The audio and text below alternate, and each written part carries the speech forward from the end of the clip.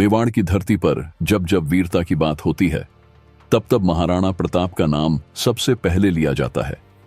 वे केवल एक योद्धा ही नहीं, बल्कि स्वतंत्रता के लिए संघर्ष करने वाले एक महानायक भी थे।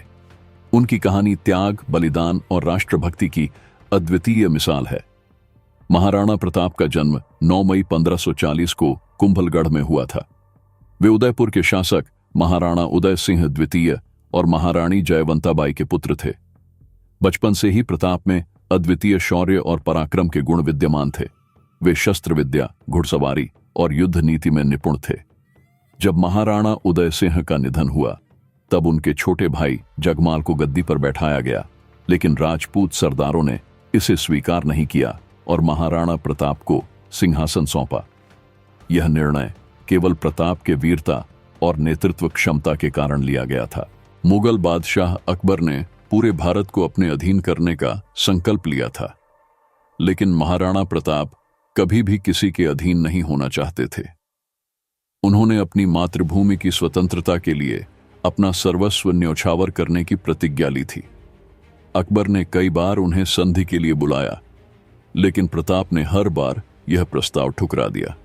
21 जून 1576 को हल्दी घाटी के मैदान में महाराणा प्रताप और अकबर की सेना के बीच घमासान युद्ध हुआ।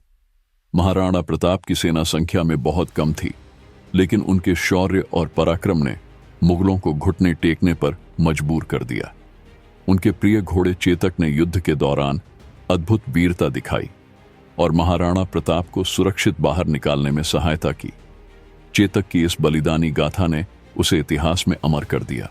हालांकि यह युद्ध निर्णायक नहीं रहा, लेकिन यह संघर्ष स्वतंत्रता और आत्मसम्मान की भावना को सशक्त करने वाला साबित हुआ। महाराणा प्रताप ने गुरिल्ला युद्ध नीति अपनाकर मुगलों को लगातार परेशान किया और उन्हें मेवाड़ पर पूर्ण अधिकार जमाने नहीं दिया। हल्दी घाटी के युद्ध के बाद महाराणा प्रताप को जंगलों में शरण लेनी पड़ी। उनके पास कोई सुरक्षित स्थान नहीं था और वे अपने परिवार सहित कठिन परिस्थितियों में जीवन व्यतीत करने लगे। कभी जंगलों में घास की रोटी खानी पड़ती थी, तो कभी नदी का जल ही उनका आहार बनता था। लेकिन उनकी पत्नी और बच्चों ने कभी हार नहीं मानी और प्रताप के संघर्ष में उनका साथ दिया। महाराणा प्रताप के समर्पण और संघर्ष ने राजपूतों में नया जोश भर दिया।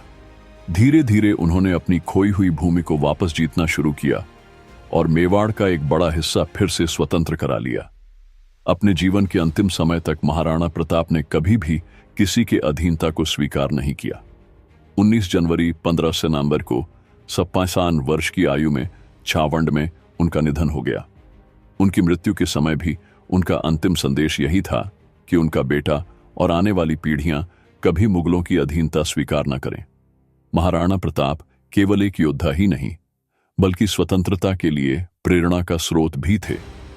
उनके साहस और आत्मसम्मान की गाथा आज भी हमें प्रेरित करती है। उन्होंने न केवल अपने राज्य को स्वतंत्र रखने का प्रयास किया, बल्कि भारत के हर व्यक्ति के मन में स्वाभिमान और स्वतंत्रता की भावना को जागृत किया। उनका जीवन हमें यह सिखाता है कि सच्ची वीरता केवल तलवार चलाने में नहीं, बल्कि अपने आत्मसम्मान और स्वतंत्रता की रक्षा करने में है। महाराणा प्रताप का नाम सदा अमर रहेगा और उनकी गाथाएं आने वाली पीढ़ियों को प्रेरित करती रहेंगी।